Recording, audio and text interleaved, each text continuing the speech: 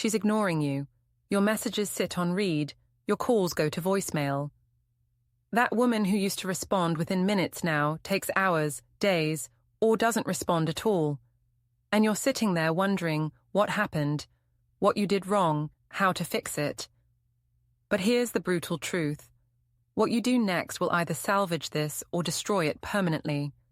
And most men, they destroy it without even realizing what they're doing.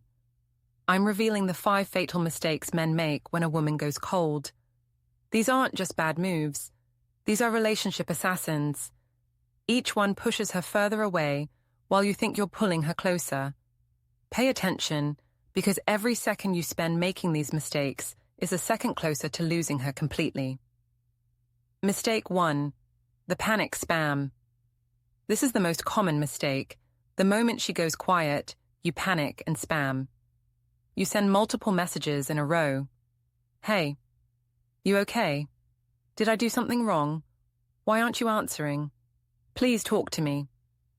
You're creating a wall of text that screams desperation, insecurity, and neediness. Here's what you think you're communicating. I care about you. I'm worried. I want to fix this.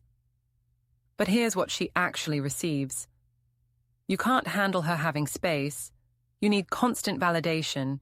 You're emotionally unstable, and your happiness depends entirely on her attention. Think about it from her perspective. She pulls back for whatever reason. Maybe she's busy. Maybe she's testing you. Maybe she's genuinely upset. And your immediate reaction is to bombard her with increasingly desperate messages. That doesn't make her want to respond. That makes her want to block you. Every additional message without a response is another nail in the coffin. The first message, fine. The second message, may be acceptable if enough time has passed. But the third, fourth, fifth message, you're not showing concern anymore. You're showing you have no self-control, no respect for her space, and no ability to handle uncertainty. And here's the worst part. Even if she was planning to respond eventually, your panic spam makes her not want to. Because now responding means rewarding your desperate behavior. So she stays silent even longer, which makes you panic more, which makes you send more messages, which pushes her further away. It's a death spiral, and you're creating it. The rule is simple. 1 message, maybe 2 if significant time has passed. Then silence. Complete silence. Because the only thing worse than her ignoring you is her ignoring you while you're actively proving you can't handle being ignored. Mistake 2. The emotional hostage situation. This mistake is even more toxic. When she doesn't respond, you try to guilt her into responding. You send messages about how hurt you are, how confused you feel, how this is affecting you emotionally. You're trying to make her feel responsible for your emotional state, hoping that guilt will bring her back. I can't sleep because I don't know what's wrong. This is really messing with my head. I don't understand why you're doing this to me. Every one of these messages is an attempt to make her emotional state about your emotional state. You're trying to create obligation through guilt. Here's the problem. Healthy people don't respond to emotional manipulation. They resent it. When you make your emotions her responsibility, when you imply that her silence is hurting you, and therefore she needs to fix it, you're not creating connection. You're creating resentment. You're positioning yourself as a burden, as someone whose emotional well-being she has to manage. Women are not your emotional support animals. They're not responsible for managing your anxiety, your insecurity, your need for constant reassurance. And when you try to guilt them into responding by making them feel responsible for your emotional distress, you make them want to respond even less. Because now, talking to you isn't just about whatever original issue existed, it's also about dealing with your emotional breakdown over her not being available. Think about what you're actually communicating. I can't regulate my own emotions. I need you to manage my feelings for me. My stability depends on your constant attention. I will make you responsible for my emotional state, whether you want that responsibility or not. And here's the cruel irony. Men who do this think they're being vulnerable and honest, but there's a difference between healthy vulnerability and emotional hostage-taking. Healthy vulnerability is sharing your feelings while taking responsibility for them. Emotional hostage-taking is sharing your feelings to manipulate someone into giving you what you want. If she was pulling away before, this pushes her into a full sprint away from you, because you've just shown her that being in your life means being responsible for your emotional regulation. And nobody wants that job. Mistake 3. The detective investigation. This one feels justified. She's not talking to you, so you start investigating. You check if she's online. You look at who she's following, whose posts she's liking. You analyze her social media activity, trying to decode what she's doing and who she's with. You might even reach out to mutual friends asking if they know what's going on. You think you're just trying to understand the situation, but what you're actually doing is surveillance. And women can feel when they're being watched. They notice when you're suddenly viewing all their stories the second they're posted. They hear from friends that you've been asking about them. And all of this communicates the same thing. You don't trust her, you can't give her space, and you're obsessing over her every move.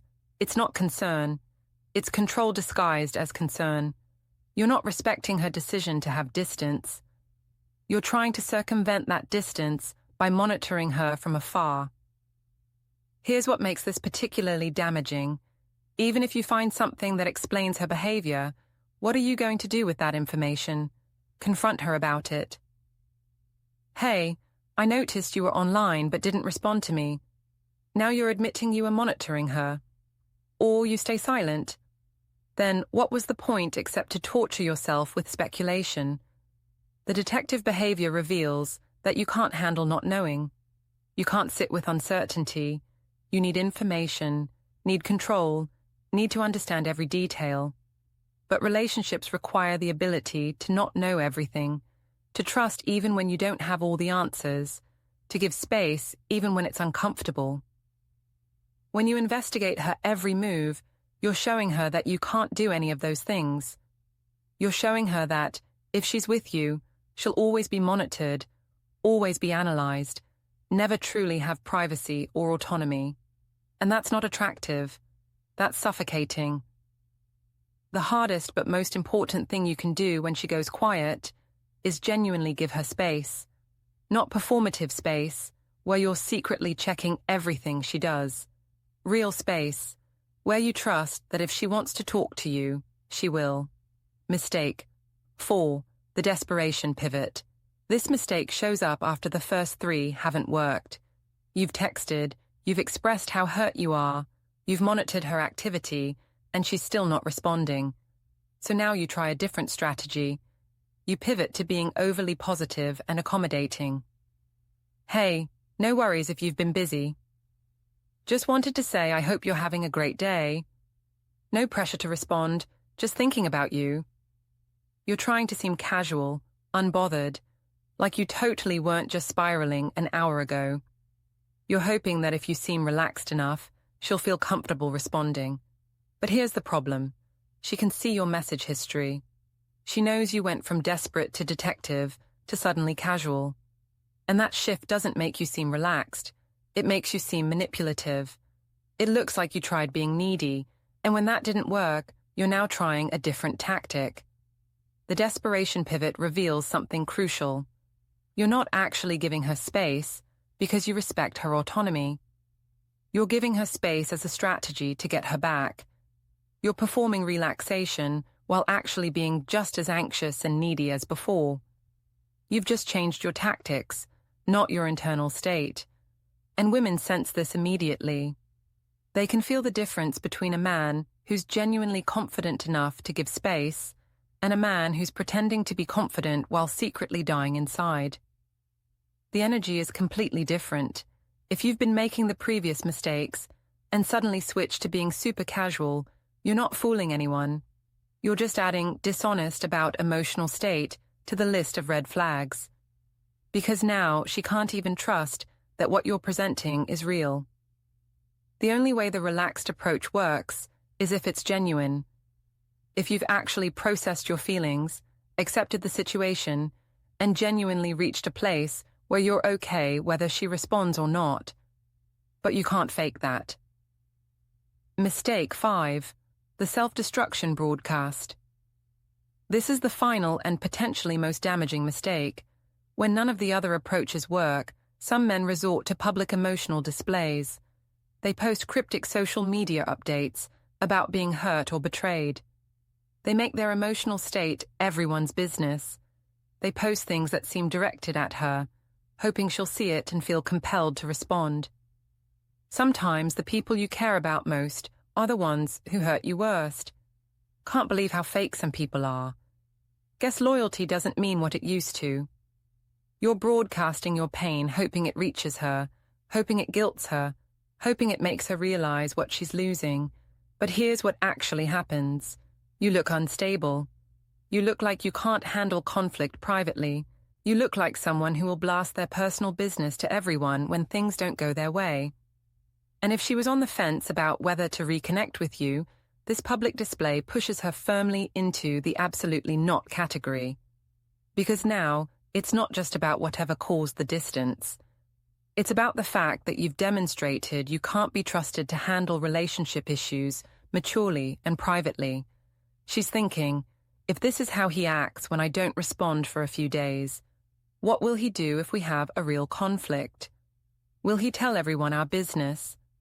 The self-destruction broadcast is often the final nail in the coffin because it shows a complete lack of emotional control and social awareness. You're so focused on your pain and your need for her to acknowledge it that you've lost all perspective on how your behavior looks to everyone else, including her. When you broadcast your emotional state publicly as a way to reach someone who's not talking to you, you're not being authentic. You're being manipulative. You're trying to use social pressure, guilt, and public opinion to force a response. And it never works the way you want it to.